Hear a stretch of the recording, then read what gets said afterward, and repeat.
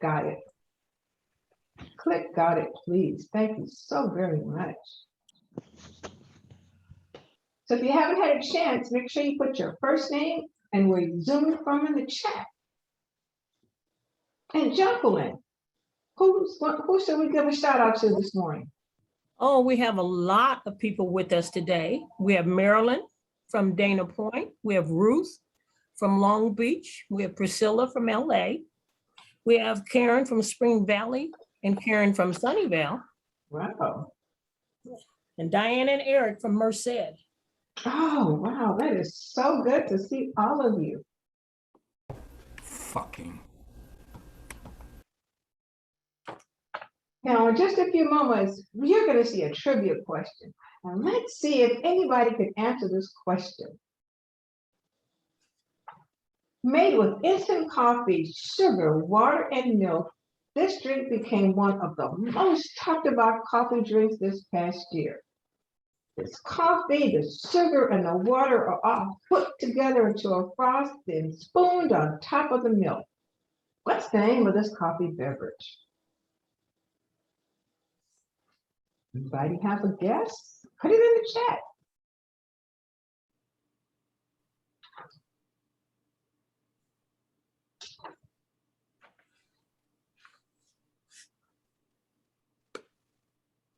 I know it's a little tough, but put it in the chat. I know you guys got some good answers. Jacqueline, what do you think? Anybody says what the question is? Give some great answers.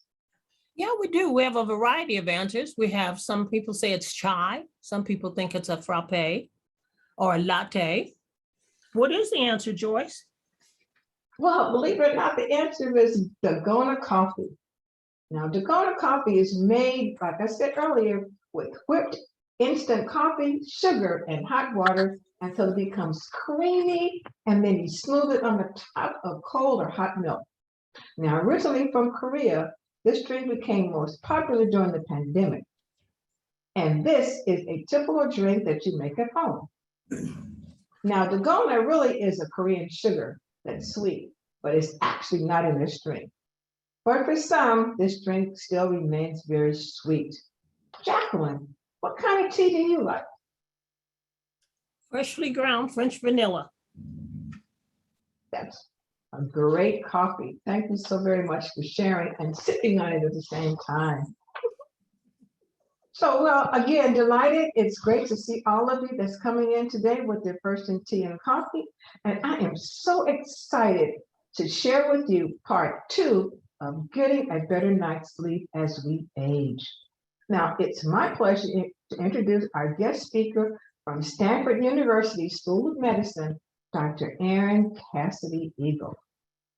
Now, she is a clinical professor of psychiatry and behavioral sciences. Dr. Cassidy-Eagle specializes in the treatment of mental health disorders in adults and older adults. She has practiced as a clinical psychologist for more than 20 years and has a special interest in sleep, cognition, and mental health of older adults. And per our tradition, and to add some spice to this introduction, here's some fun facts about Dr. Cassidy-Eagle. So the first thing is that she has twin teenage girls. Whoa, that's a mouthful, twin teenage girls. Now, when she was growing up, she wanted to be, believe it or not, a waitress in the 1970s. Everybody remembers that sitcom Alice? That's what she wanted to do. Anybody remember Alice? I remember Alice. It was so cool. Now, she loves to spend time around any body of water. So, I mean, she loves water. She loves to take naps. Let's welcome Dr. Cassidy-Eagle to the Zoom platform. Hey, good morning, everybody. Thank you for that nice welcome.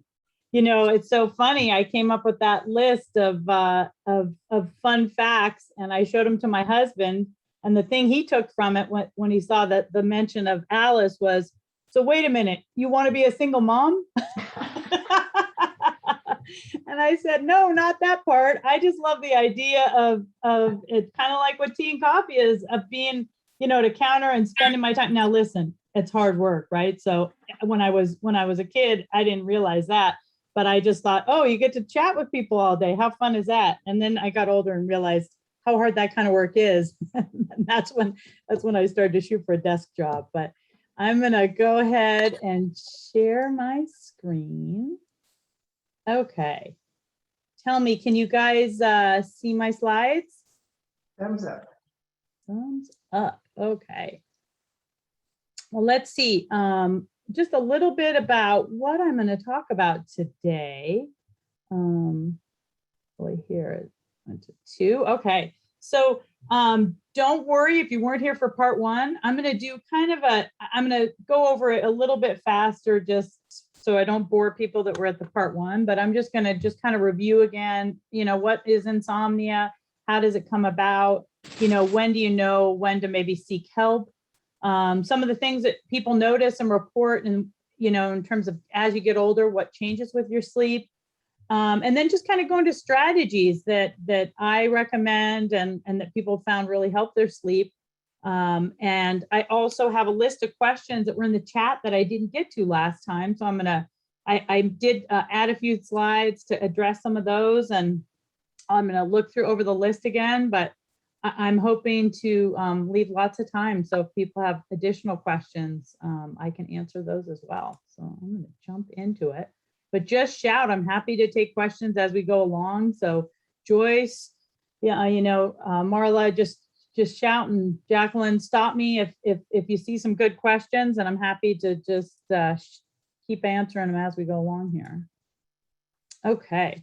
In terms of what is insomnia, I'm unfortunately probably at least a third of you probably could answer this question for me, but it's really when you notice a problem, either falling asleep, it takes a long time, or you're up in the middle of the night, or you wake up earlier than you want, you can't get back to sleep, or when you wake up in the morning, you don't feel refreshed, right?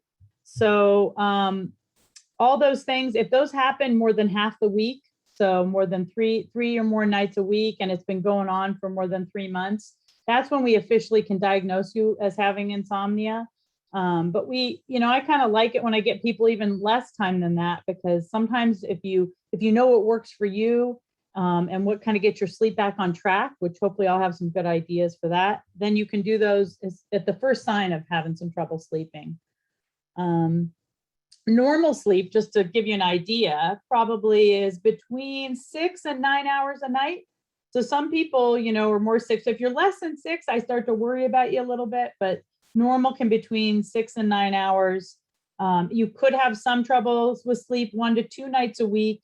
Probably takes most people about 15, 20 minutes to fall asleep.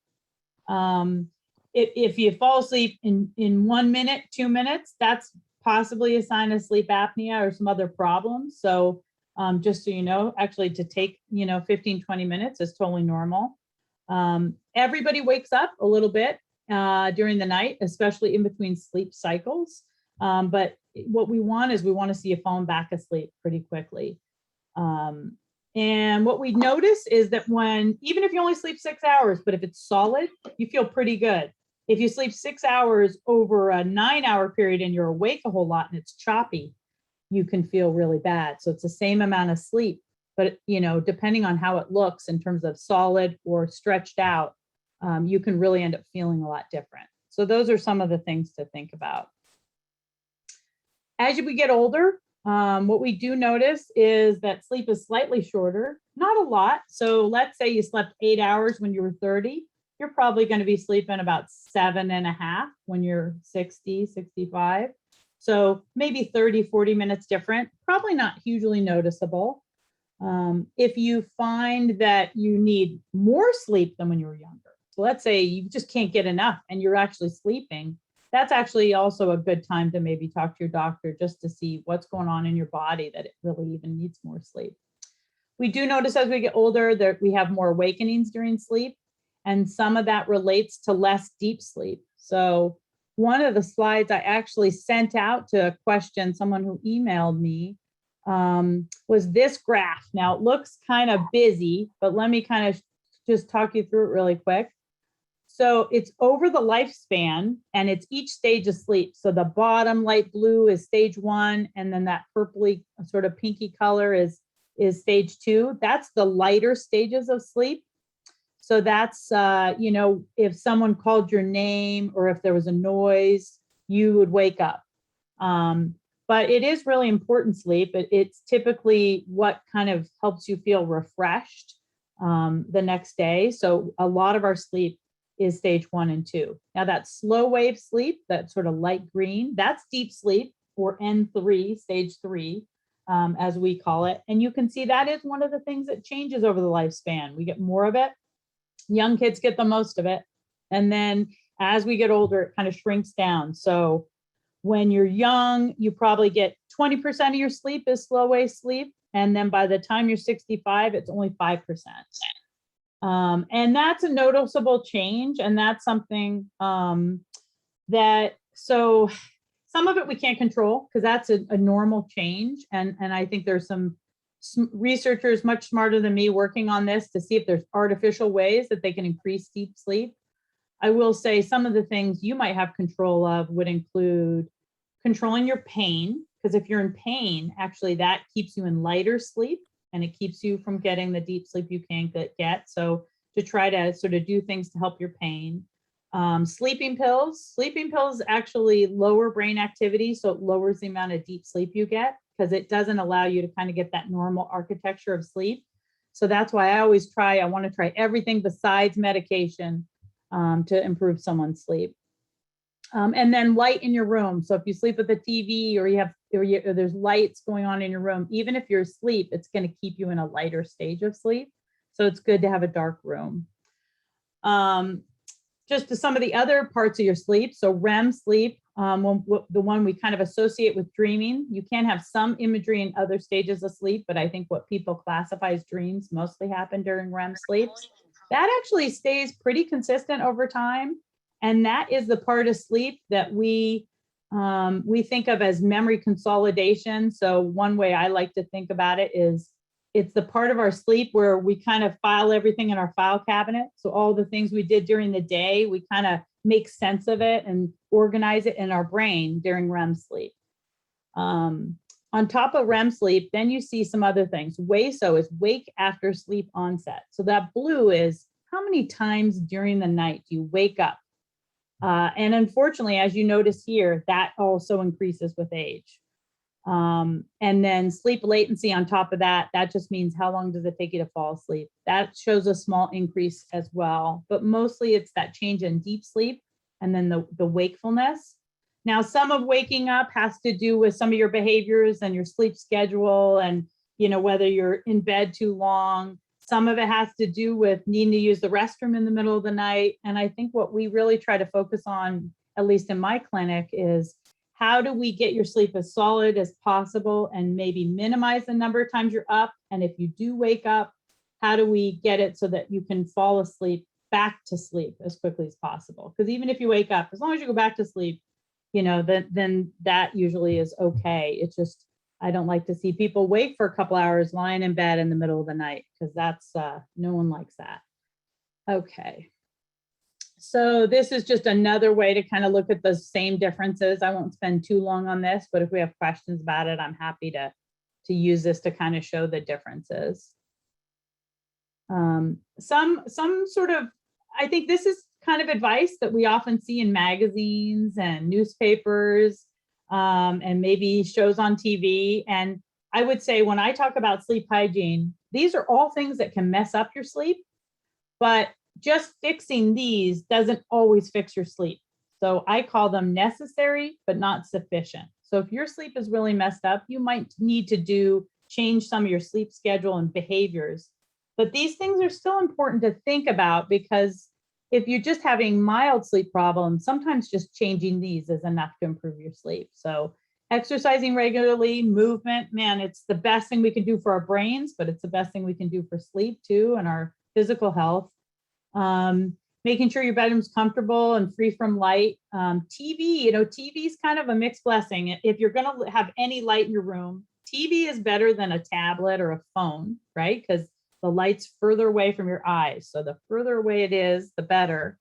And sometimes there are people that feel like they need TV or that kind of stimulation to fall asleep comfortably. So in that way it can help. But like I said, on the flip side, having that light in the room and the sound, it kind of keeps your brain more activated. So what I tell people is if they need it to fall asleep, see if you can set a timer, right? So the TV will go off because that will help you get better quality sleep. I like, in terms of circadian rhythm stuff, eating your meals at sort of regular times. Don't go to bed hungry either. A little bit of protein. I think that's why some people really like warm milk before they go to bed. A little bit of protein or something actually is good for you right before you go to bed if you find that you're waking up, because sometimes it's just your body needs some food, so it's not grumbling at you.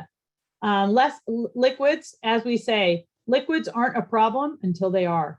So, that there are probably different times in your life where you could, have a huge glass of water at 7. I know my teenagers can, and that doesn't wake them up at all, but I would be up for at least the first couple hours. So if you notice that, then any liquids, water, other drinks, stopping those, 3-4 hours before you go to bed is helpful.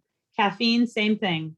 Some people start to find their sensitivity increases as they get older. And so stopping that early afternoon is really helpful. Alcohol will help you fall asleep, but it actually, when it metabolizes, it's activating. So it keeps you, it's kind of that tired but wired. It keeps the sleep isn't as good a quality and not as solid. So you feel worse and you tend to kind of sometimes wake up and sort of really need sleep but not be able to get it. So it's the nightcap is sort of unfortunately a myth. Smoking, certainly, though a lot less people are doing that nowadays, but that really can, just the desire for the nicotine can keep you awake. And then lastly, make sure your bedroom's comfortable temperature. So that was one of the questions I got after last time. So I added in this graph. Hopefully you guys can see it, but I'll talk you through it. So your body temperature, as you're falling asleep, it starts to go down. So your body starts to cool, and that's actually what helps you get good sleep. I think it's a good thing to know, because people often think, oh gosh, I got to warm up my room or really get myself cozy. But then you find you wake up in the middle of the night and you're sweating or you're hot, right?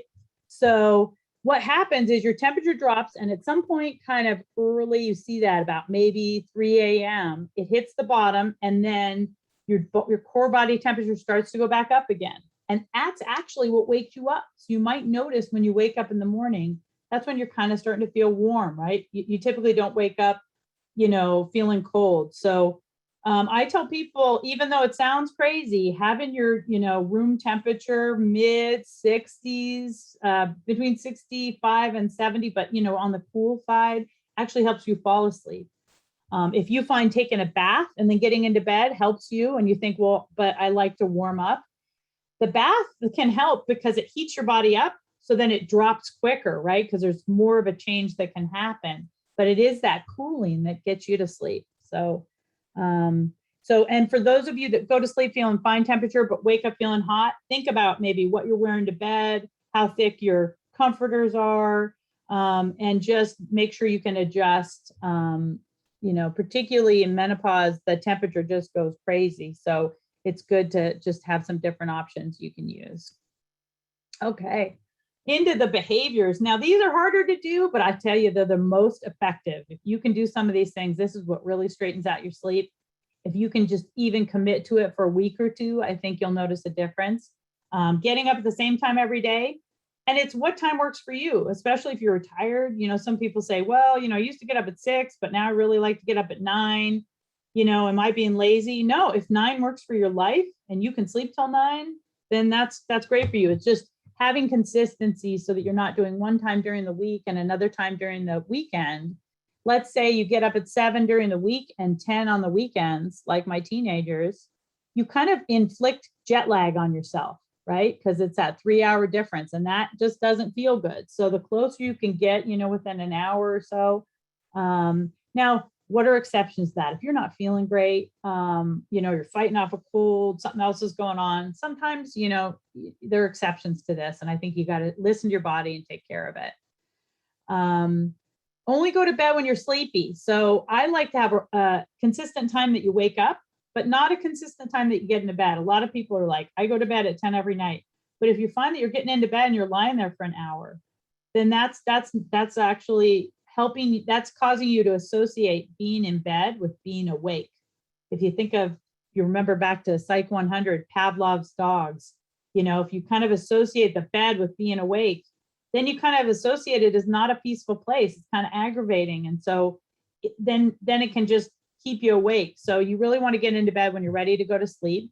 If you find you're having trouble sleeping at night, you know, avoiding napping can help. Some people can nap and still sleep great at night. So it really depends on your needs. I'm not, you know, I think napping 7 to 9 hours after you wake up in the morning and trying to keep it shorter. So, you know, a 30 to 40-minute nap sounds maybe short, but if you wake up, you don't want to wake up when you're in that deep sleep, because then, or REM sleep, because you feel, it's those naps when you wake up and you're like, I feel worse than when I started. So, you know, it's better to wake up in that lighter stage of sleep, because you actually feel refreshed, but not groggy. So even though it sounds like you're not getting a good nap, that shorter nap actually does feel better. I say creative buffer zone. I think having that time before bed where you can not do screens and do things that you find relaxing. So whether that's a bath or whether that's, you know, even just flipping through a magazine or reading. I think that if you find yourself to be more of an anxious person, some people are wired more that way, to have things that really a routine that helps you relax is very important. Now, if you're in bed in the middle of the night, you wake up at 1 a.m. and you can tell when you're not going to fall back to sleep. I don't want you watching the clock, because if you watch the clock, then we all start doing math. How much time do I got left? You know, and math aggravates most of us. so it's better to get up and if you know this happens to you, set up a place that feels inviting. So maybe you have a chair next to your bed or in the other room if you have a bed partner, with a throw, a nice soft throw, and maybe a light that's, an indirect light, and a magazine or something short, so you can kind of sit up, do something else, and then when you feel sleepy, go back to bed. I'll caution you, don't do anything really productive. You don't want to give what I say insomnia a purpose. So if you wake up at 1 and you say, I'm gonna clean the kitchen, then your brain gets more activated. Or some people say, oh, I get up and I bake. But then maybe you put something in the oven and you start to feel sleepy, but you can't go to sleep because you got to wait for it to cook, right? So then you're alert, it's even harder to go back to sleep, because now you've really woken yourself up. And so I say, come on, keep it short, keep the stuff maybe a little boring. Maybe it's TV, right? But, have it be not right next to close to your eyes. The further away, the better. And just do something that maybe is boring enough that it'll lull you back to sleep. And then the last thing, try to only be in bed for the amount of time that you actually sleep. Now, that was one of the questions I got. So I sort of added this graph. So let me tell you, the green is, so the top bar is maybe someone with trouble sleeping. Those green columns, that's when they're awake. So you can see it takes them a while to fall asleep. And then the blue is they're sleeping. Then they wake up, they sleep, they wake up, they sleep, they wake up. I'll tell you, this person does not feel good the next day. And so that's, a typical pattern of somebody who comes to see me. And what we do is we look at that and we figure out, okay, it looks like you're really only sleeping 6 hours, but you're in bed for 9. We want to kind of, if you think about it, squish out those wake periods. Kind of, I think I said it last time, like when you're rolling out pizza dough and they get holes and then you keep spreading it out and you get more holes. We want to squish that dough back together and try to get rid of those wake periods. So you see the next level is we're saying, okay, if you're only sleeping 6, but you're in bed for 9, it's hard, but let's for a week or two try to just be in bed for 6 hours. And what you'll notice is those sleep periods get longer and the wake period gets shorter and hopefully less frequent. It doesn't feel good because sometimes you're like, oh, but I love lying in bed, but I promise you it pays off. So you do that. And then after you sort of feel like you're getting more solid sleep, then that third bar, you can kind of start staying in bed, maybe 15, 20 minutes longer, and do that for several nights in a row and see if your sleep stays kind of better. Because, I always say 6 hours, 7 hours solid sleep feels so much better than when it's broken up. So that's kind of at least the ideal way we go. So into some of the questions I got last time, a lot of people wanted to hear like supplements, how much do you take? What do you recommend? I will say, so the three most popular are chamomile tea, valerian root, and melatonin. Those don't have too many bad side effects. So I think they're easy things to try. I will say there's been studies on all of them, and there's maybe some mild evidence they help, but it's not real strong. But I also say, it doesn't hurt if you feel like most of them, they really just help you with falling asleep. They're not as useful for staying asleep. But if your problem is kind of getting into bed and getting to sleep, I also like to tell people that when things say they're natural, that doesn't always mean they're safe. And so some of these things still interact with other medications. And so, if you want to sort of try some different things and you're on a lot of prescription medications, it can't hurt to run it by your doctor and say, which one of these do you recommend? So melatonin, people often ask how much, and I'll say more isn't more. And what I mean by that is, anything like often 3 milligrams is a sort of average dose. Anything under 5 is good. If you take more than 5 milligrams, like you say, oh, it works so well, I'm going to double it. I will say more doesn't actually have a more impact on your body. Your body only processes so much. You have natural melatonin in your body. It's a amino acid that converts tryptophan into melatonin in your body. And so tryptophan, think Thanksgiving, right? So there's actually some things and foods like turkey, lean meats, some dairy products that actually can increase the amount of endogenous melatonin you're producing just by your diet. And so sometimes I tell people to try that kind of stuff first. And if you do take it as a supplement, take it maybe 3 hours before you go to bed, not right when you go to bed, because it really does take a while for a supplement, to take effect. And people often don't know that. And, 3 milligrams, I'd say, is an average dose. And again, it helps you fall asleep. It's less helpful with staying asleep. Magnesium it's kind of a relaxant. And so it's been used from some other things. It's also found naturally in our diet, leafy greens, whole grains, nuts, yogurt. So you can help yourself there. An average dose between 300 and 400 milligrams. They often recommend 30 minutes prior to sleep. If you find that maybe you have an arousal problem, it's hard to relax, especially muscle relaxing. It kind of affects the nervous system. So some people that physically have trouble relaxing, sometimes they're short on magnesium, and it is something that we can become depleted of as we get older. So it's worth trying. CBD, I like to mention it because I know a lot of people are trying it, but I will say in our clinic, we don't recommend it. Here's the thing is, it's not regulated, so you don't always know what you're getting and how much is really in there. And some people do report it helps, but we don't have enough long-term studies of how does it interact with other things, what other problems, side effects could happen. And so I will say it's still at the point where none of the MDs I work with will recommend it because they just, they always are worried about liability, but I think we just don't have enough evidence. So that's kind of, but when I ask people, I will say a lot of people are trying it. So I always ask because I want to know if they're taking it. Okay. Just a word about Magic Wand. I know supplements, it's big business. And I just always like to alert, adults, older adults, just that, it is one of those things that companies are out there like, how do we make money? It's people having trouble sleeping. And they advertise them as natural sleep aids. There's you go to the drugstore and look at the counter, there is a ton of them on the counter. And I will say that, so just a few cautions, they all do often have a mild sedating effect, but that effect tends to diminish over time. So people find, oh, I used one, this works, I'm going to keep using it. And then they start to say, it seems to not be working anymore. That's kind of how they go. And I also always like to tell people being sedated, feeling like you can fall asleep, it isn't the same as having natural sleep.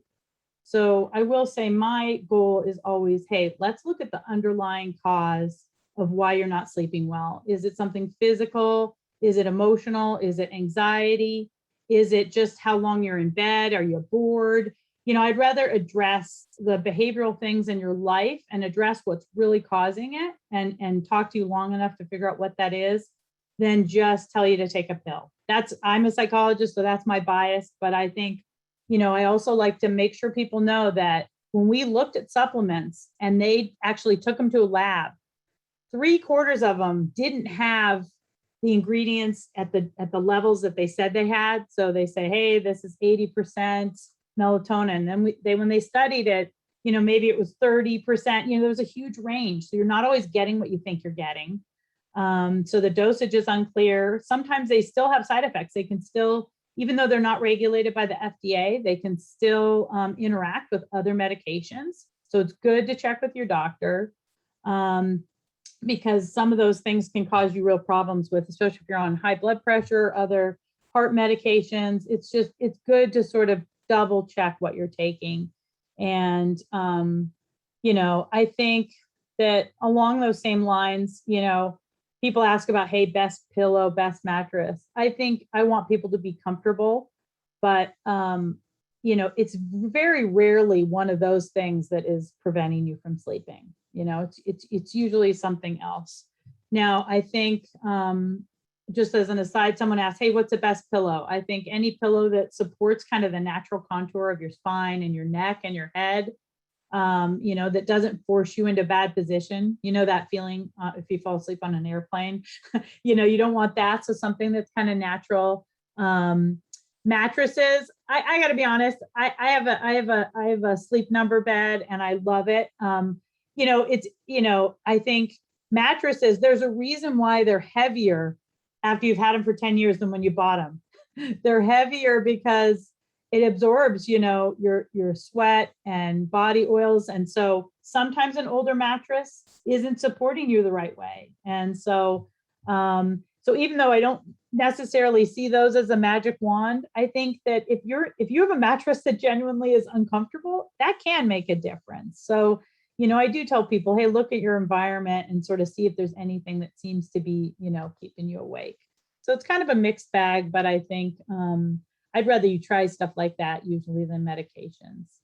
Oh, and someone else asked about Benadryl. And Benadryl, is an antihistamine, right? So the histamine is what makes you alert. Antihistamine makes you feel sedated, but it does have diphenhydramine, fancy word. That's antihistamine part of Benadryl. As we get older, that actually, it accumulates more in your body. It can cause confusion, dizziness, even cognitive effects. And so we've noticed that it's associated with people falling more in the middle of the night, maybe looking like they're cognitively impaired when they're not. And if it stays in your system, it can affect your thinking. And so as we get older, they really steer people away from sort of the cold medication approach to sleep. It does make you sedated, but it does actually accumulate in your body and cause some problems. Okay, let's see what's next. The last thing I thought I'd talk about that people asked about was sleep and holidays. We're coming into the season. So some of the things I talked about, in terms of sleep schedules, your environment, exposing yourself, if you're sleeping in the morning, get some good light exposure, watching your exposure to screens.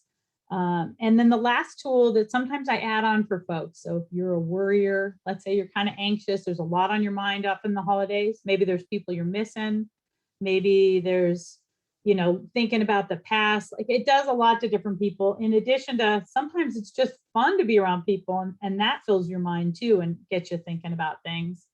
If you find though that you're one of those folks that hits the pillow and your brain starts going, right? It gets quiet and then the hamster wheel starts going and you're thinking about stuff. One tool I like is someone coined, it's called constructive worry.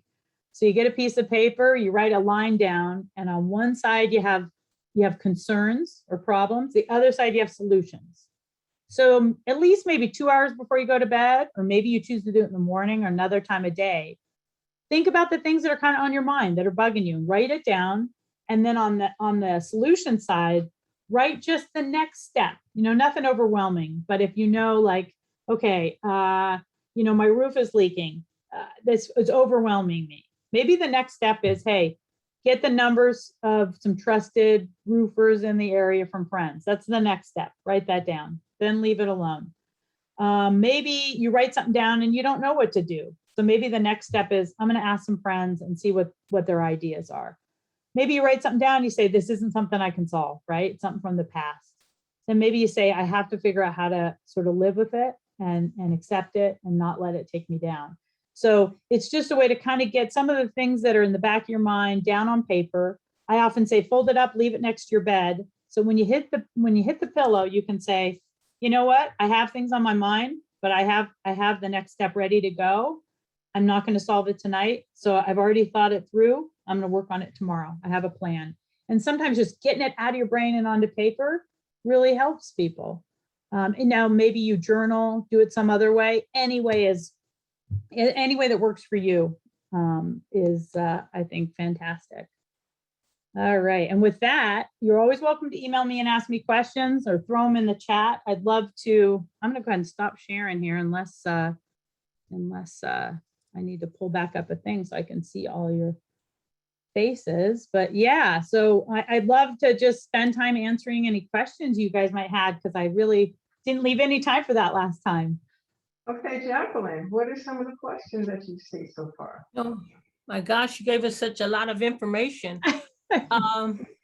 Someone wants to know, does sleeping with pets hinder sleep? Yes. Okay. This is a good one. In fact, I was just talking to someone at work about this. Some studies have come out. Okay. And sometimes if pets, you find that they wake you up a lot, right? It can disturb your sleep, but there's actually a study that came out about women and dogs. And they found that, because dogs, it probably depends on whether you already have a bed partner and whether there's room for the dogs, right? But, or cats, but that, dogs hear and see better than us in the middle of the night. So sometimes people feel safer having a dog because it kind of alerts them, if they hear something. And they found that women actually can sleep better sometimes with dogs. And so I think it's one of those really personal choices that if you find it's comforting to you, then I think they're okay. Now, cats are different beasts. I will say for me, at least, I will say with the time change, everybody in our house adjusted okay, but our cats still wanted to eat at the same time. So they were trying to get me up at 4 this morning. So if you find that your animals want to eat really early or go outside, if they really are disrupting you, then it's nice to figure out, can they sleep somewhere else? What else is possible? But I think a lot of times they say get the animals out of the room, but I think it's not true for everyone. So it really depends on how you feel about it. Okay.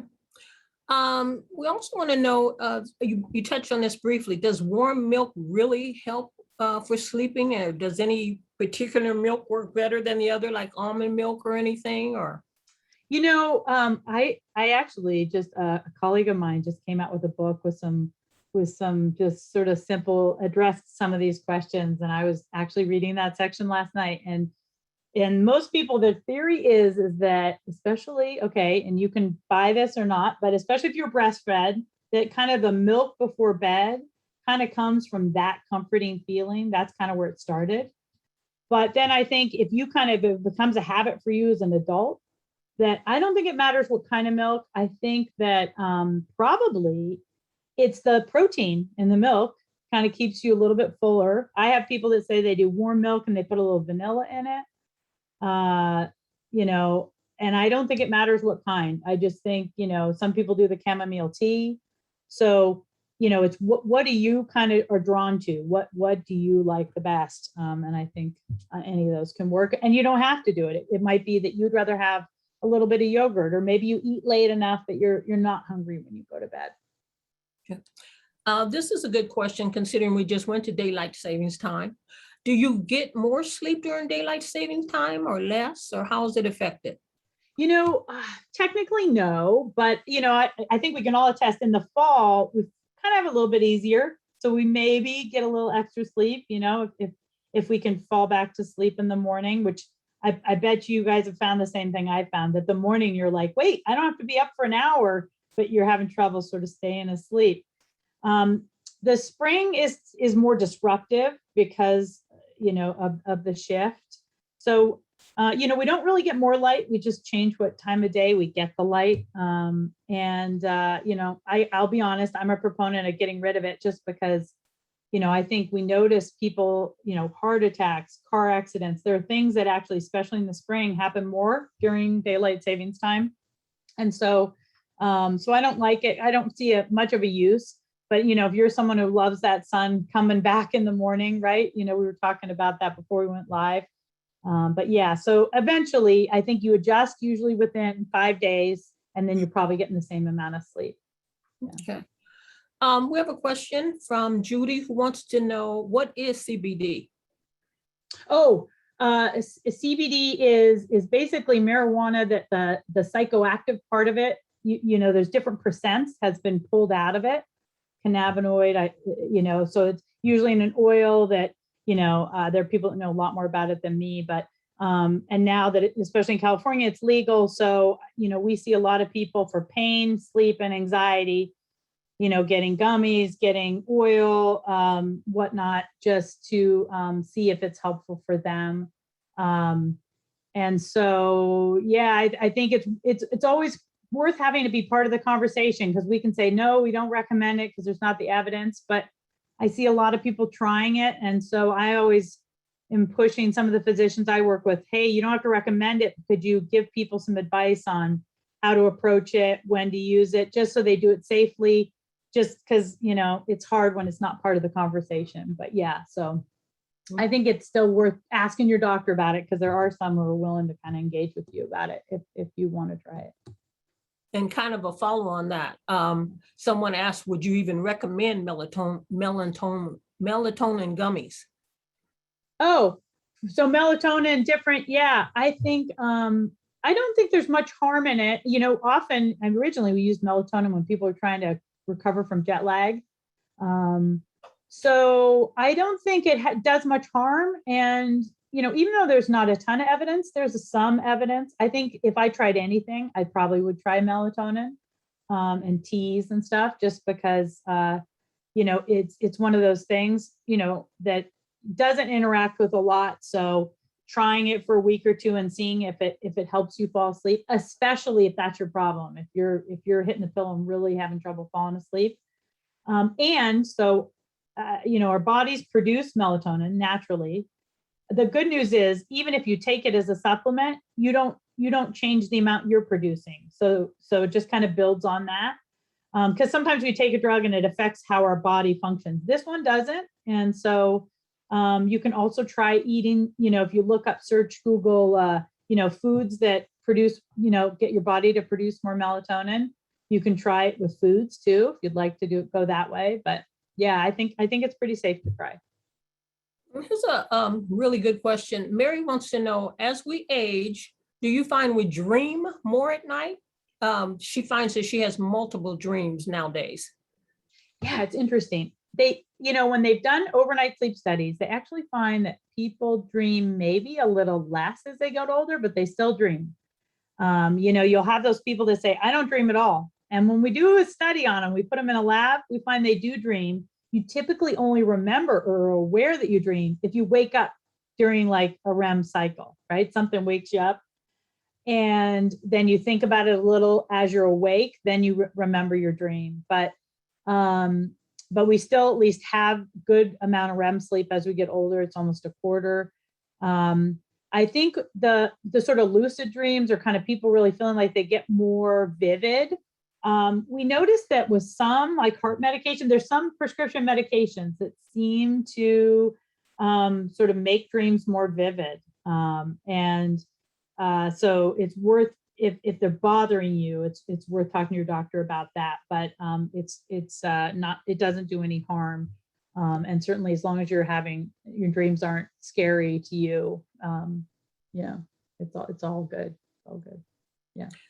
And I have another question, and you touched on this a little bit, and your example of the left and right column was really good. How do you shut off negative thoughts, aggravating things that we're hearing every day about the world situation, and it's keeping people awake? Yeah. Gosh, and we have plenty of that nowadays. For everybody, it's a little different, but I sometimes you got to try to. It's negative thoughts, so we're wired. You figure we're from fight, flight, from caveman days. We're wired to be looking for harm, alert, what's going on. And so it's so much easier. We have, what do they say, 30 more negative thoughts a day than positive. So I always think of it as we got to push those out of the space. So you got to replace it with something. So whether it be that, that's where the TV comes in. I've had some people that they just find they have to be able to, some people read, right? So that they get engrossed in a story and it kind of changes what they're thinking about. Some people it's music. Some people it's a guided meditation. Some people journal. So they can say, some people start a gratitude journal. Like I'm going to, at least before I go to bed every night, write 3 things that I was grateful for today. They can be as small as, I'm happy we got a little rain today. I'm happy, I got a nice card from somebody, but something to shift your thinking. I will say some people still have trouble when they hit that pillow. And I think that's where counting sheep came into it. So sometimes even just, having an image. So one of the things we do with kids when they're having nightmares is, they tell us, hey, this is what's happening in my dream, or these are the things I'm thinking about. We have them either draw a picture of a good ending or something pleasant, that could happen in their dreams, or we have people journal, and you just have your mind, you just almost keep reviewing every detail of those good thoughts, good images, good stories. Maybe you go through your day, like something you really enjoyed recently. It didn't even have to be from that day. And you think about, what did I notice? You try to just force yourself to be really detailed. What did it smell like? What were the sounds I heard? What did the person say? What happened? Anything that kind of, when you ask people who are really good sleepers, hey, how do you fall asleep at night? What do you think about? You know what they say? They say nothing. and those of us that are really, it's working hard and trying to sleep, that actually makes it harder. So it's really like, how do you kind of just go down a different path in your mind and push yourself down that path? That's sort of one method to try. And I will say, like Headspace, Calm, some of these apps, and there's some that are free. If you find that listening to a guided imagery, if you can't come up with one yourself, there are plenty that you can listen to as you fall asleep that are designed for that people really like, because maybe they've had a bad day and they can't get their mind off of something. Mm-hmm. Make it easy. Give your mind something to pay attention to that you don't have to create. That works too. Yeah. And another question, how do sleep studies work? Please, can you explain the process to us a little bit? I know it's general, but. Yeah, no. So if you snore, if you find you need more sleep than really you used to, if maybe you feel like you might have like restless legs, like some sensations in your legs that make you feel like you have to move your legs, if you're noticing other things, or any sleep problems. So you go into a lab, your physician refers you, you go into the lab, and I will say they do put lots of wires on you, but usually you have a private room. So at Stanford, you have your own room, your own bathroom, kind of looks like a really tiny hotel room with no amenities, but there's usually a TV. They hook you up, and then they literally do watch you sleep, and they get a lot of information, right? So, I mean, it sounds creepy, but then we learn a lot about, gosh, are you moving around a lot at night? Some people only snore when they're on their backs. So maybe they don't need CPAP. They just need something to keep them on their side. And we can learn that. And then, kind of go with the least invasive treatment. But if you get really good information, you'll find out how much deep sleep you're getting, how much light sleep, how long it takes you to go through it each cycle. And if you do have any apnea events, how often is that? How severe is it? It really helps us kind of rule certain things out. I think that, people aren't always excited about it, but it's a good thing to do. Now, let's say you just don't want to do that. You don't want to go into the lab. COVID really popularized, and I've used them from some of my research studies. They can mail you a sleep apnea device. So it could just be a nasal cannula. It's a belt that goes around like a stretchy belt, and usually a pulse oximeter that goes on your finger. And you just wear it at home one night, and then you put it in something and drop it off or mail it back. And you can at least get screened for sleep apnea. And that's the most common sleep problem as we get older. But there are ways to do it at home. If you just find, I can't tolerate, I'm too anxious, I don't want to do the sleep lab, there is at least some ways you can test it at home, and it's worth doing because that's something that we want to treat. It causes other health problems. So it's good to find out. Yeah. And you touched on this a little bit, but if a person is having trouble going to sleep initially, does the position they put themselves in make a difference when they go to sleep? Everybody's a different kind of sleeper. I will say that if you have sleep apnea, sleeping on your back, you'll have the most events. Like it's the least. It really will, because it's really about your the soft tissue in the back of your throat and your tongue going backwards and kind of basically closing off your airway, and then your body forcing it open. And so if you're on your back, that will happen more often. So if you have trouble with that, finding ways to sleep on your side can be really useful. Now, everybody has different kinds of health problems. I know I have, one hip that will wake me up halfway through the night and force me to change sides. Now, sleeping on your stomach, there are some people that's what they do. That is their position. I will say that is the one that probably puts you in the strangest position in terms of your back and your neck and everything. So if you find you have kind of musculoskeletal issues, side sleeping with supportive pillows to help you stay in kind of a natural alignment. And if you don't have apnea problems, back sleeping, another thing becoming popular is these adjustable beds. Some people find just having the top a little bit raised helps them be able to sleep on their back, but breathe a little bit easier. So yeah, it's pretty specific to each person. Okay. And the last question, if you wake up and you feel good, but you got less than 7 hours worth of sleep, should you go back to sleep? No way. If you feel good, 7 hours is terrific. I think this is the problem sometimes with, when I see the magazines and they're like, how do you get 8 hours sleep? I'm like, oh, that's terrible. It's sending people this message that 8 is a magic number. Honestly, most people sleep a little less than that, and it's perfectly fine. If you feel good and you're not falling asleep in the car or nodding off or just not feeling refreshed, if you're feeling good, then, unless it's like if someone tells me, hey, I'm only sleeping 4 hours a night, there's like a 0.01% of the population are actually naturally short sleepers. But most people who say that, it kind of became this sort of thing to be proud of at some point, like, oh, I work all day, I don't need any sleep. No, that's bad news. But yes, 7 is terrific. Anything over 6 and over, I consider completely normal. And if you feel great, then hey, I'm totally happy with that. Great. Thank you so much. Joyce? Yeah.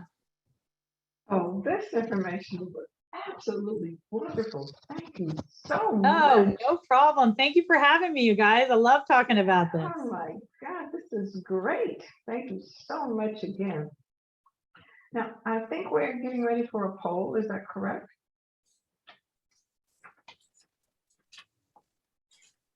Okay, so hopefully everybody can see the poll, and I'll just go over it really quickly. So it says, what has helped you to get better sleep? Limiting electronics, TV, phones before going to bed, sticking to a sleep routine and a schedule, setting up my bedroom sleeping space differently, regular light exposure or daily exercise, monitoring what I eat, drink before bedtime, being careful about timing, length, and location of naps, and talking with my doctor to check medication or orders. It's order a sleep study, yeah.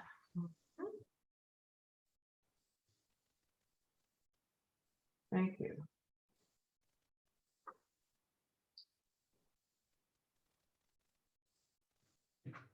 Okay, so Looks like you guys are doing all the right things. I'm telling you, Dr. Cassidy, look at what's going on here. Yeah, no, I mean, those are the things that help you the most. So, that is terrific. Have a sleep routine and a Yeah. schedule and habits Yes. that support that. That's terrific. All right, thank you so very much for that poll.